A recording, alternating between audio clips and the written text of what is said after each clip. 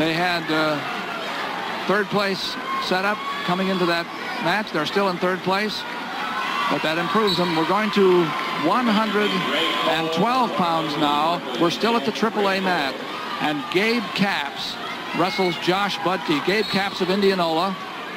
This is a rematch of the 103-pound state final a year ago, which Josh Budke won. He's undefeated this year from Cedar Falls, 38-0. Josh Budke. Well, he had a big finals last year. The score was tied 2-2 after the first period, and then he scored 12 unanswered points against Capps last year in the second period with a power half and a tilt. But Capps was a freshman, and he's not a freshman anymore, so I don't anticipate that happening. And last night, well, we'll give you that in a minute. There's the 1A match. J.D. Pugh of Columbus Junction against Pugh-Canoyer from Riverside, Oakland. And at the AA match, Kevin Bratland of Humboldt wrestles Nick Marin of West Liberty. We'll keep track of those for you as the meet proceeds. 112 pounds. Gabe Capps against Josh Budke. Press start, guys. As we said, that this is a rematch of the championship match last year at 103 pounds. And Gabe Capps of Indianola there, in the blue, the purple, had a big match last night. He beat undefeated Ryan Davis of Urbandale, who was ranked second. He beat him 5-4 and got into this final round. Capps coached by Wes Creason, and Wes has done a great job at Indianola and has really been one of the top Metro coaches here in the Des Moines area and bringing that program along. And then, of course, Cedar Falls, coached by longtime coach Gene Doyle in his 22nd year at Cedar Falls. 11 as the assistant to Hall of Famer Keith Young, and 11 now as the head coach of the Cedar Falls team. The AAA mat at 112 pounds. Tonight we'll try to show you, it's our intention to show you the top 6 place winners as they get their awards on the award stands after the matches. So in between rounds of weight classes, so you can look for that, find out where your young man finished today if you know he was in the fight for the top 6. There's Gene Doyle, longtime coach of the Cedar Falls team, and told me the fire's still there and he's going to be around a lot longer. Okay, cover red. That's good. Josh Budke, the fire's been there for him, the man on the bottom, as we start this second period. Both underclassmen, Budke a junior, Capps a sophomore. Both of these young men wrestled for the Iowa national team last year and really love the sport of wrestling, and here they are meeting again in the finals. This is Gabe Capps of Indianola riding on top, puts the leg in now, goes for the on the far side, breaks his man down, did it just in a good classic style. And now his job is to try to turn Josh Budke over, which has not been easy for anybody this year. Budke's got really good balance and mat sense. He's there's Wes Creason, coach of the Indianola team, former teammate of mine at Coe College, and all-around good guy. Gee, he looks young. Well, so do you, actually. There's the leg in by Gabe Capps again. He's doing a tough ride there. He's ridden for about 40 seconds, and he's really hasn't. You know, what's happening here is Capps already has to think this is a whole lot better than last year. I mean, this was the period where Budke was scoring 12 unanswered points with tilts, and all right now it's 0-0. Who do you think thinks he's ahead right now? Capps has to feel good. On the back, you're coming around the front. Okay? Gabe Capps is cautioned there for moving too quickly. Caution. By Dennis McGrath, the official. Face that now. From Clarion. Dennis McGrath is from Clarion, Iowa. Another great wrestling town, historically. Budke can't get, right there, it could be, he's got the leg. Let's see what happens here. There's about 1 minute and 5 seconds for him to work. This is where that mat sense comes in. How can he feel, his hips? How can he pull Capps underneath him and cover his hips? But Capps really doing a nice job of keeping his hips on top. Yeah, he is. You can see his sense of where he is. He's kept very good balance there. His hips are in good place. One thing about Capps, he's 37-2, but his 2 losses, he's been pinned both times in those losses, so his back has found a way to the mat there, and that can be kind of scary to the coaches. Well, 42 seconds. But that was a successful situation for Caps because he maintained control. There is no score here. We're in the second period. And Caps is doing a great job of riding this undefeated Cedar Falls Josh Budke. Oh, yeah, That's a lot of cradle. Does he have it? Nope. Out of bounds. 28 seconds to go, second period. Already 78-4 in his career as a sophomore. And Gene Doyle's got a young man that's won 114 matches as only a junior for Cedar Falls. So we'll be seeing them again. On the first move, Caps again manages to make a good first move and stop Budke's attempt to escape. Oh, this is big. I mean, you've got to really take your hat off to this young man, Caps. He has, he says, I'm not a freshman anymore. I can learn from my mistakes. Looks a little high here. 15 seconds to go. Now we're on the 5.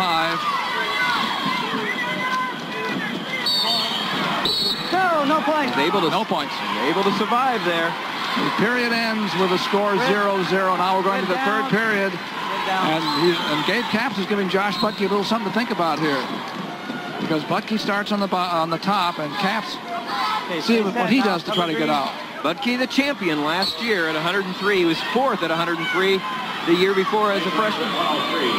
Now here's a crab ride. It looks like we're looking at mirror images of each other there. The same size. They like to sit back. They like to kind of drape over their opponent, and they're good at it. We have 20 seconds to go in the second period at 1A.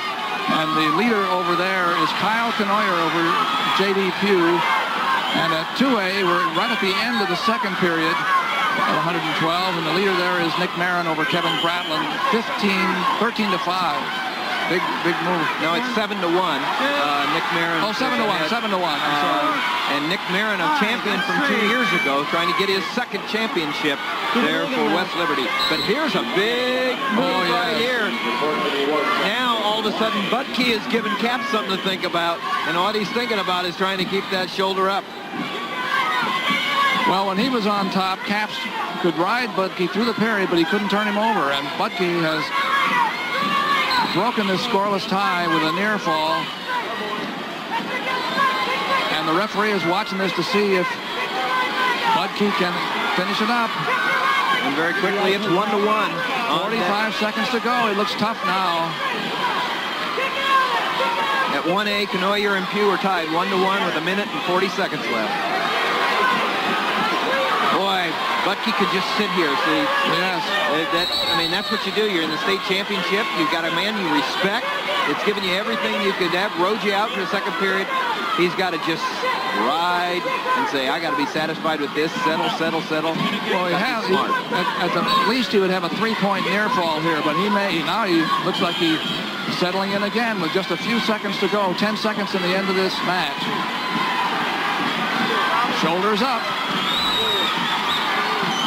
So Caps is staying off his back, but it was a bad, tough third period for him. And Budke of Cedar Falls is the state champion.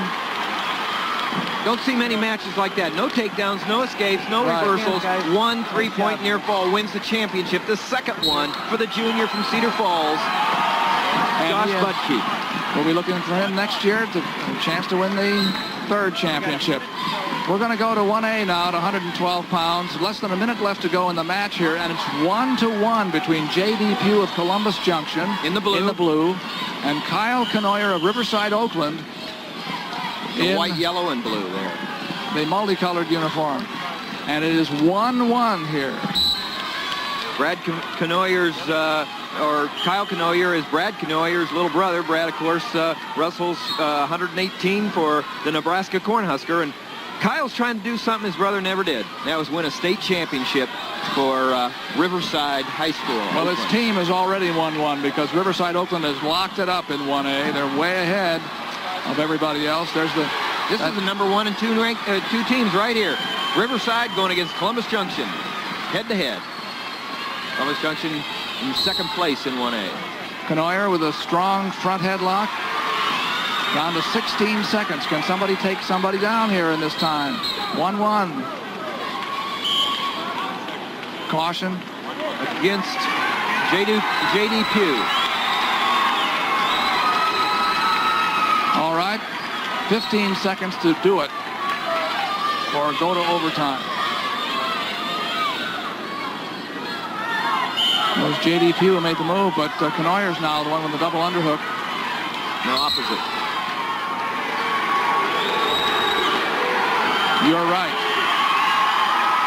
Look right at Columbus Junction's letter on the front and calling Kyle Pugh-Canoyer. Okay, here we go, Doug.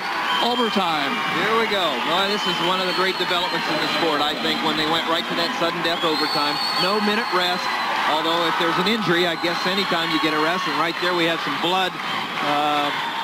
Yeah, we got some blood right there, but we just had a great second championship for Nick Marin from West Liberty. Won 11-3 decision over Kevin Bratland from Humboldt. That's in the 2A class. Here we go. Kyle Pugh-Canoyer, he beat the #1 ranked man of Riceville, Ryan Friedrich, in the first round here. There's a shot by Pugh-Canoyer, but held off by J.D. Pugh.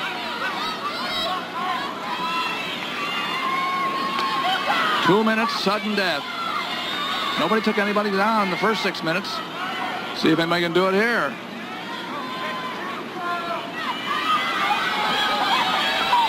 Well, usually you spend the first minute or so feeling each other out. They've spent 6.5 minutes feeling each other out. There's Pugh-Canoyer. Yep, nice that was shot, his move. but he couldn't get past the arms. Here he comes again. Out of bounds with 1:19 to go. It's 1A, 112 pounds in the 1996 High School Wrestling Championships from Veterans Auditorium in Des Moines, live on Iowa Public Television. Pugh-Canoyer's making the shots, but nobody scored. Well, there's a warning. I think this is going to be the warning against J.D. Pugh. Whoever gets a takedown here in the next minute will win automatically, and if neither get a takedown, they flip to decide who goes up and down for 30 seconds, and if you're up, you ride, you win. If you're down, you get out, you win. Pugh-Canoyer missed his shot, and now he's in that nice little front headlock position. Boy, I'll tell you, this is a tough match there. Both of them wrestling tough, countering well. 45 seconds to go. That's J.D. Pugh of Columbus Junction in the blue on the top position. There's the award stand down at the end. We'll waiting on these guys too shortly. Columbus Junction, the winner last year in 1A, going against the winner this year, Oakland Riverside. Mitch Anderson, their coach of the year, and last year Columbus Junction, Billy Plain, coach of the year. So, boy, they really block each other off, don't they? These no takedowns. 30 seconds from the end.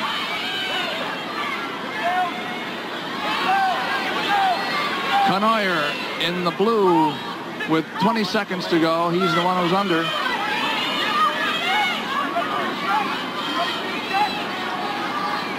Front headlock there. Trying to go over. Oh, here comes Pugh on the edge. No score with 8 seconds to go. Out of bounds, says Larry Blaker of Perry. And it looks like they're going to go through this sudden death period without a score, Tim. Here we go to the second part of this where they flip. And, okay, Columbus Junction's J.D. Pugh says, put me under. I'm going to get out in 30 seconds. There's Bill Plain on the right. John Siegel, his longtime assistant, on the left. And J.D. Pugh goes under. This is simple. Yep. If he gets out, he wins. If he gets out, he wins. If he doesn't get out, Kyle Pugh-Canoyer wins the championship. You know, almost everybody picks down, but and it seems to almost everybody anecdotally that the bottom person wins a lot, but the officials say that statistics are closer to 50-50. Here we go. All right. That was a little bit too quick a move by J.D. Pugh. You could see it. And that is the match because he had been cautioned before. How about that? Wow. What a way to win or lose a title. He did move quickly. You can see that. It was the right call. He had been cautioned before, and he lost his title on that. The winner is Kyle Pugh-Canoyer of Riverside, Oakland, over J.D. Pugh. And they took a while to call that, but it was a good call. Boy, you know, you hate to have something like that happen, but... Sixth place, Ryan Friedrich, Riceville.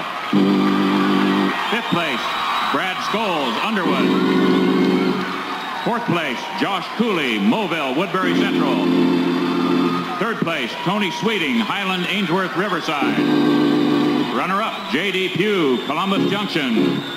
And the Class 1A 112-pound champion from Oakland, Riverside, Pugh-Canoyer. Attaboy, Kyle. That's something his brother Brad never managed to do. That's right. As you said, Kyle's a state champion. Those are the 1A top 6.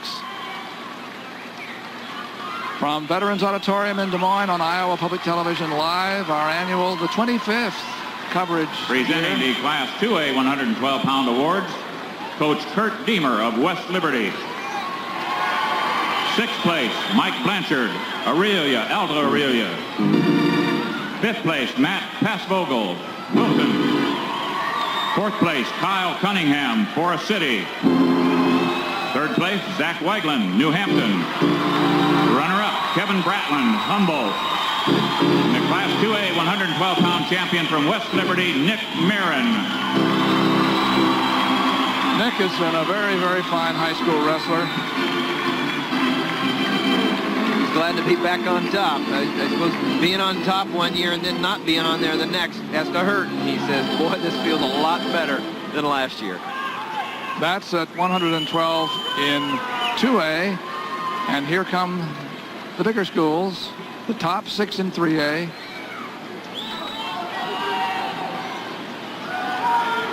Presenting the Class 3A 112-pound awards, assistant coach Paul Huffman of Cedar Falls. Sixth place, Todd Hoffman, Spencer. Fifth place, Matt Lepick, Iowa City West. Fourth place, Bill Fisher, Norwalk. Third place, Ryan Davis, Urbandale. Runner-up, Gabe Capps, Indianola. And the Class 3A 112-pound champion from Cedar Falls, Josh Budke. Number 1 from Cedar Falls, Josh Budke. Now let's go get a full report from Dean Borg. Single A, 119. He was second in 95 tonight. There he is. He's your state champion at 112 pounds class division 1AA. Nick Marin, been here 3 years in a row and 2 state titles, and his coach Kurt Deemer couldn't be more excited. Let's go back to Doug. In this rotation system, 119 pounds is still the AAA mat for us. And it's going to be Casey Doyle from Manchester, West Delaware, wrestling Bob Koenig of Spencer. Now, they got to the finals this way. Casey Doyle